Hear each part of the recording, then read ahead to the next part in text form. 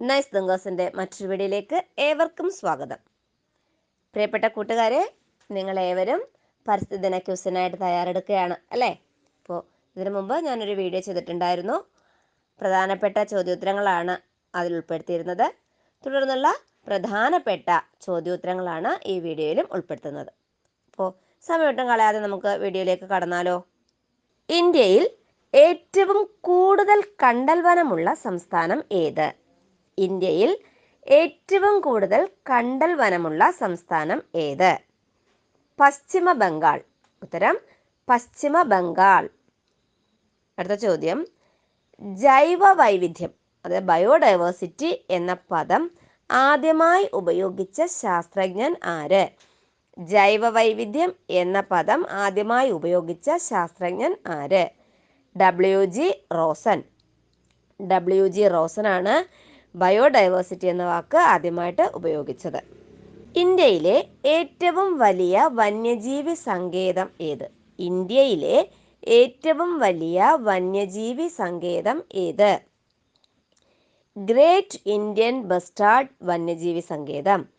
Great Indian bastard വന്യജീവി സങ്കേതം മഹാരാഷ്ട്രയിലാണ് സ്ഥിതി ചെയ്യുന്നത്. ഓക്കെ, മഹാരാഷ്ട്രയിലെ ഗ്രേറ്റ് ഇന്ത്യൻ ബസ്റ്റാർഡ് വന്യജീവി സങ്കേതമാണ് ഇന്ത്യയിലെ ഏറ്റവും വലിയ വന്യജീവി സങ്കേതം. ക്ലിയർ? അടുത്ത ചോദ്യം, സാല വൃക്ഷങ്ങൾക്ക് പേര് കേട്ട ദേശീയോദ്യാനം ഏത്? സാല എന്ന പേരുള്ള വൃക്ഷങ്ങൾക്ക് പേര് കേട്ട ദേശീയോദ്യാനം ഏതാണ്? ദുധ്വ ദേശീയോദ്യാനം. ദുധ്വ ദേശീയോദ്യാനം എവിടെയാണ്? ദുധ്വ ദേശീയോദ്യാനം ഉത്തരാഖണ്ഡിലാണ് സ്ഥിതി ചെയ്യുന്നത്. ഓക്കെ, ഉത്തരാഖണ്ഡിൽ സ്ഥിതി ചെയ്യുന്ന ദുധ്വ ദേശീയോദ്യാനമാണ് സാല വൃക്ഷങ്ങൾക്ക് പേര് കേട്ടത്. ഇന്ത്യയിലെ ഏറ്റവും വലിയ ബൊട്ടാണിക്കൽ ഗാർഡൻ സ്ഥിതി ചെയ്യുന്നത് എവിടെ? ഇന്ത്യയിലെ ഏറ്റവും വലിയ ബൊട്ടാണിക്കൽ ഗാർഡൻ സ്ഥിതി ചെയ്യുന്നത് എവിടെ? കൊൽക്കത്തയിലാണ് ഇന്ത്യയിലെ ഏറ്റവും വലിയ ബൊട്ടാണിക്കൽ ഗാർഡൻ സ്ഥിതി ചെയ്യുന്നത്. അടുത്ത ചോദ്യം, ഇന്ത്യയിലെ ആദ്യ ജല മ്യൂസിയം എവിടെയാണ്? ഇന്ത്യയിലെ ആദ്യ ജല മ്യൂസിയം എവിടെയാണ്? പെരിങ്ങളം കോഴിക്കോട് ജില്ലയിലാണ്. ഓക്കെ, പെരിങ്ങളം കോഴിക്കോട് ജില്ലയിലാണ് സ്ഥിതി ചെയ്യുന്നത്. അടുത്ത ചോദ്യം, എക്കോസിസ്റ്റം എന്ന പദം ആദ്യം നിർദ്ദേശിച്ചത് ആര്? എക്കോസിസ്റ്റം എന്ന പദം ആദ്യം നിർദ്ദേശിച്ചത് ആര്? ടാൻസ്ലിയാണ് എക്കോസിസ്റ്റം എന്ന പദം ആദ്യം നിർദ്ദേശിച്ചത്. അടുത്ത ചോദ്യം, ഓസോൺ ദിനമായി ആചരിക്കുന്നത് എന്ന്? ഓസോൺ ദിനം എന്ന് സെപ്റ്റംബർ 16. സെപ്റ്റംബർ 16 ഓസോൺ ദിനം അല്ലേ? അടുത്ത ചോദ്യം, ജൈവ വൈവിധ്യ രജിസ്റ്റർ പുറത്തിറക്കിയ കേരളത്തിലെ ആദ്യ ഗ്രാമപഞ്ചായത്ത്? നല്ലൊരു ചോദ്യമാണ്. ജൈവ വൈവിധ്യ രജിസ്റ്റർ പുറത്തിറക്കിയ കേരളത്തിലെ ആദ്യ ഗ്രാമപഞ്ചായത്ത് ഏത്? എടവകയാണ് ജൈവ വൈവിധ്യ രജിസ്റ്റർ പുറത്തിറക്കിയ കേരളത്തിലെ ആദ്യ ഗ്രാമപഞ്ചായത്ത്. വയനാടാണ് എടവക സ്ഥിതി ചെയ്യുന്നത്. ഓക്കെ, വയനാട് ജില്ലയിലാണ് എടവക പഞ്ചായത്ത്. ഓക്കെ, ക്ലിയർ ആണല്ലോ? അടുത്ത ചോദ്യം, ജൈവ വൈവിധ്യ രജിസ്റ്റർ പുറത്തിറക്കിയ കേരളത്തിലെ ആദ്യ ജില്ല ഏതായിരിക്കും? ഉത്തരം വയനാട്. തൊട്ടു മുമ്പ് നമ്മൾ പറഞ്ഞു, വയനാട് എടവക ഗ്രാമപഞ്ചായത്താണ് ജൈവ വൈവിധ്യ രജിസ്റ്റർ പുറത്തിറക്കിയ ആദ്യ ഗ്രാമപഞ്ചായത്ത് എന്ന്. അപ്പോൾ ആ ഗ്രാമപഞ്ചായത്ത് ഏത് ജില്ലയിലാണ്? വയനാട് ജില്ലയിലാണ്. അപ്പോൾ ജൈവ വൈവിധ്യ രജിസ്റ്റർ പുറത്തിറക്കിയ കേരളത്തിലെ ആദ്യത്തെ ജില്ല ഏതാണ്? വയനാട്. അടുത്ത ചോദ്യം, world wide life fund for നേച്ചറിന്റെ ചിഹ്നം എന്ത്? World wide life fund for നേച്ചറിന്റെ ചിഹ്നം എന്ത്? ഭീമൻ പാണ്ട. ആൻസർ എന്താണ്? ഭീമൻ പാണ്ടയാണ് world wide life fund for നേച്ചറിന്റെ ചിഹ്നം. ക്ലിയർ അല്ലേ? അടുത്ത ചോദ്യം, WWFന്റെ ആസ്ഥാനം? WWF എന്താ? World wide fund for nature. World wide fund for നേച്ചറിന്റെ ആസ്ഥാനം ഗ്ലാൻഡ്. സ്വിറ്റ്സർലൻഡിലെ ഗ്ലാൻഡ് ആണ് വേൾഡ് വൈഡ് ഫണ്ട് ഫോർ നേച്ചറിന്റെ ആസ്ഥാനം. ക്ലിയർ ആണല്ലോ? അടുത്ത ചോദ്യം, ലോക തണ്ണീർത്തട ദിനം എന്നാണ്? ഓസോൺ ദിനം നമ്മൾ പറഞ്ഞു. ഇപ്പൊ ചോദ്യം, തണ്ണീർത്തട ദിനം, ലോക തണ്ണീർത്തട ദിനം എന്നാണ്? ഫെബ്രുവരി 2. ഉത്തരം ഫെബ്രുവരി 2. ഫെബ്രുവരി 2 തണ്ണീർത്തട ദിനം. അടുത്ത ചോദ്യം, കേരളത്തിൽ ഏറ്റവും കൂടുതൽ വനഭൂമിയുള്ള ജില്ല ഏത്? കേരളത്തിൽ ഏറ്റവും കൂടുതൽ വനഭൂമിയുള്ള ജില്ല ഏത്? ഉത്തരം ഇടുക്കി. എന്താണ്? ഇടുക്കി. ഓക്കെ, ഇടുക്കിയാണ് കേരളത്തിലെ ഏറ്റവും കൂടുതൽ വനഭൂമിയുള്ള ജില്ല. അടുത്ത ചോദ്യം, വേപ്പെണ്ണയുടെ വിദേശ പേറ്റന്റിനെതിരെ പൊരുതി ജയിച്ച പരിസ്ഥിതി പ്രവർത്തക ആര്? വേപ്പെണ്ണയുടെ വിദേശ പേറ്റന്റിനെതിരെ പൊരുതി ജയിച്ച പരിസ്ഥിതി പ്രവർത്തക ആര്? വന്ദന ശിവ. ഉത്തരം എന്താണ്? വന്ദന ശിവ.